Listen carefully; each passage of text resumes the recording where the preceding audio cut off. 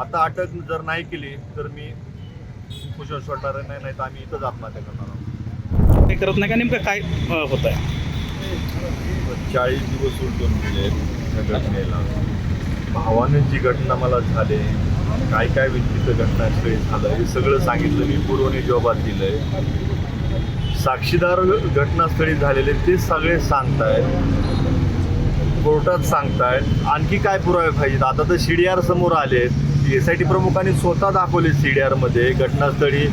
घटनेच्या आधी कोणाला फोन कॉल झाला आहे, घटनेच्या आधी 1 दिवस अगोदर कोणाशी संपर्क झाला आहे, ते सगळं CDR मध्ये स्पष्ट दिसून आलं ना. आणखी काय पाहिजे? आता अटक जर नाही केली तर मी उपोषण सोडणार नाही तर आम्ही इथंच आत्महत्या करणार आहोत.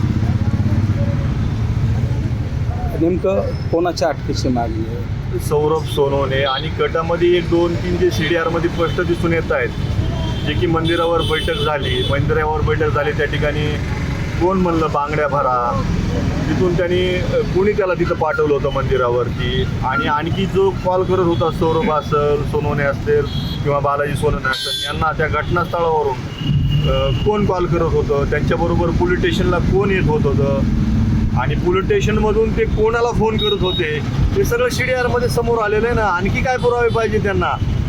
प्रशासनात किती अंत पाहायचा आमचा?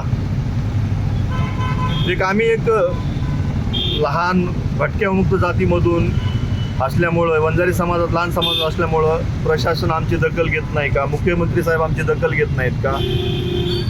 एकाला एक न्याय आणि एकाला एक न्याय हे काय? खून केलाय माझ्या भावाचा, काही नाही ना त्याचं. त्याचं वैयक्तिक कुणाशी भांडण नव्हतं, सोडवाय गेलं होतं ना तो. ते सगळं कट करून केलंय ना. राजकीय पाठबळ आहे का मग यामध्ये? राजकीय दबाव आता 40 दिवस उलटून गेलं तरीही आरोपीला अटक करत नाही. मग आता राजकीय आहे का वरिष्ठांचा आहे? आता तुम्हीच समजून घ्या ना, दबाव आहे का नाही.